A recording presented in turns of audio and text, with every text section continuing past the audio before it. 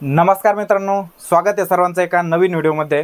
हा व्हिडिओ खूप महत्त्वाचा होणार आहे मित्रांनो, कारण खूप चांगल्या मुद्द्यावरती आपण आज चर्चा करणार आहोत। फालतूचे रील पाहण्यापेक्षा व्हिडिओ पाहण्यापेक्षा हे कधी नॉलेजचे व्हिडिओही पाहत जा, कारण या व्हिडिओमध्ये आपण चर्चा करणार आहोत डिव्हिडंड, स्टॉक, स्प्लिट याच्याविषयी। कारण एक महेश सरांनी मला विचारलं होतं की मला डिव्हिडंड जमा झालेला नाही आहे, तर त्याच्याविषयी थोडंसं मार्गदर्शन करा। तर हो मित्रांनो, थोडक्यात आणि क्लिअर आणि स्पष्टपणे मी तुम्हाला सांगण्याचा प्रयत्न करेल। त्याचबरोबर दुसरे काही तुमचे शंका सवाल असतील तर नक्कीच मला कमेंटद्वारे विचारा। तर सगळ्यात अगोदर मी 3 गोष्टी क्लिअर करतो की एक्स डेट, रेकॉर्ड डेट आणि त्याचबरोबर डिव्हिडंड पेमेंट डेट हे नेमकं काय असतं, त्याच्यावरून समजेल की कधी आपण डिव्हिडंडचा लाभ घेऊ शकतो। त्याचबरोबर स्टॉक स्प्लिट त्याचंही त्या प्रकारे सेम असतं। तर मित्रांनो, सगळ्यात अगोदर असते रेकॉर्ड डेट। तर रेकॉर्ड डेट म्हणजे काय, तर रेकॉर्ड डेट म्हणजे त्या जी रेकॉर्ड डेट असते, समजा 1 जून असेल तर 1 जूनच्या दिवशी शेअरधारकाच्या नावावरती नाव रजिस्टर असलं पाहिजे किंवा त्याच्या नावावरती ते शेअर असले पाहिजेत, तरच त्याला डिव्हिडंडचा किंवा बोनसचा लाभ घेता येतो।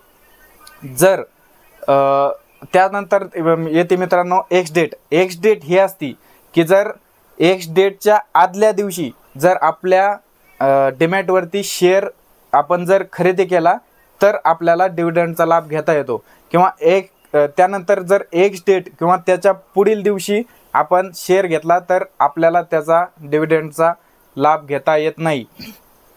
त्याचबरोबर कंपनी हेही डिक्लेअर करते की कोणत्या दिवशी आपल्याला डिव्हिडंड भेटेल, म्हणजे डिव्हिडंड पेमेंट डेट असती ती कधी कमी जादा मागं पुढं होऊ शकते। त्याबरोबर ही होती मित्रांनो महत्त्वपूर्ण माहिती। तर महेश सरांना मी एक सांगतो की त्यांचा शेअर होता बँक ऑफ महाराष्ट्र माझ्या मते, कारण त्यांनी क्लिअर नव्हतं सांगितलं, पण जर तुमचा तो शेअर असेल तर त्याची पेमेंट डेट काल होती। तर तुम्ही परत एकदा चेकआउट करा। आणि त्याचबरोबर मित्रांनो, दुसरे काही शंका सवाल असतील तर नक्की विचारा मला, नक्की तुम्हाला। आणि हे बघा, बाकीच्यांसारखे मी मनाने फेक हे काही करत नाही, कारण की प्रॉपर स्टडी करतो।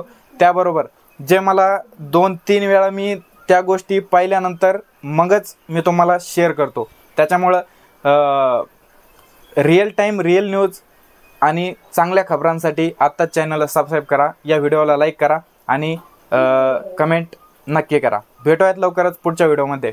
जय महाराष्ट्र।